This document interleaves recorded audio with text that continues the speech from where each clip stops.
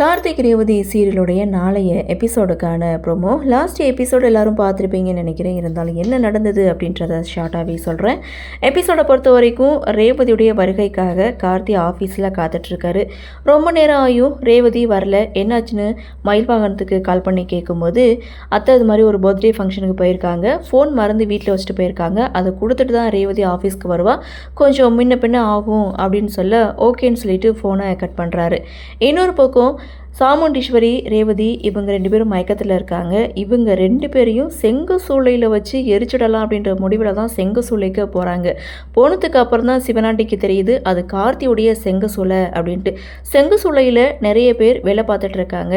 இவங்க எல்லாரையும் எலெக்ஷனுக்கு பணம் கொடுக்குறதா சொல்லி அங்கேருந்து அனுப்பி வச்சுட்டு இங்கே சாமுண்டீஸ்வரியையும் ரேவதியையும் அங்கே உள்ளே மறைச்சி வைக்கிறாங்க. ஸோ அவங்க பற்ற வைக்கும்போது இவங்க சாம்பல் ஆயிடுவாங்க அப்படின்ற மாதிரி பிளானை போட்டு அங்கே யாருக்கும் தெரியாமல் அந்த செங்க சூளையில் வச்சு எரிக்கலாம்னு சொல்லி பிளானை போட்டு அங்கே மறைச்சி வைக்கிறாங்க.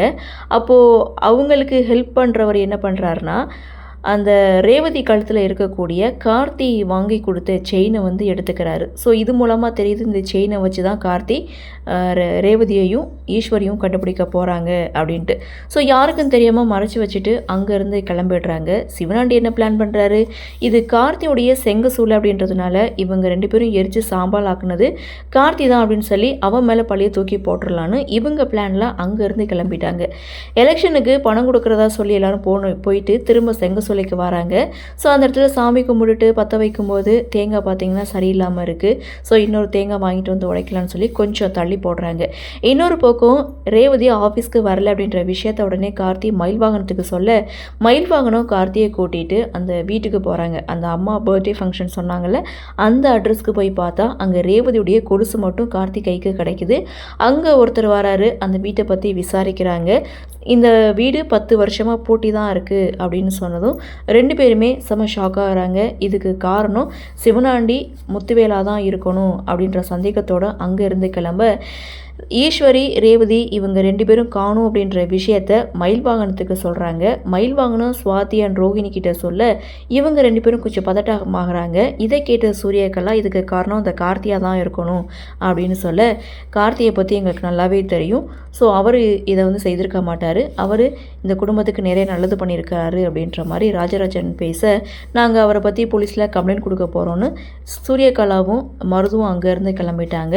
ஸோ இங்கே கார்த்தி மேலே இருக்கிற நம்பிக்கையில் இவங்க 3 பேரும் ஈஸ்வரிக்காகவும் ரேவதிக்காகவும் காத்துட்ருக்காங்க. இதோட லாஸ்ட் எபிசோட முடிச்சிட்டாங்க.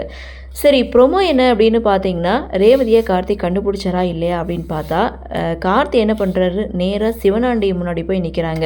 ஸோ ரேவதி எங்கன்னு சொல்லு, எங்கே கடத்தி வச்சுருக்கேன்னு சிவனாண்டியை மிரட்டும் போது என்னது ரேவதியை காணுமா, எனக்கும் இதுக்கும் எந்த சம்மந்தம் கிடையாது அப்படின்னு ஒன்றுமே தெரியாத மாதிரி கார்த்திகிட்ட பேச அப்போ கார்த்தி சொல்கிறாங்க ரேவதி மட்டும் இன்னைக்குள்ளே கிடைக்கல, இதுதான் உனக்கு கடைசி நாள் அப்படின்ற மாதிரி ஒரு வார்னிங்கை கொடுக்குறாரு.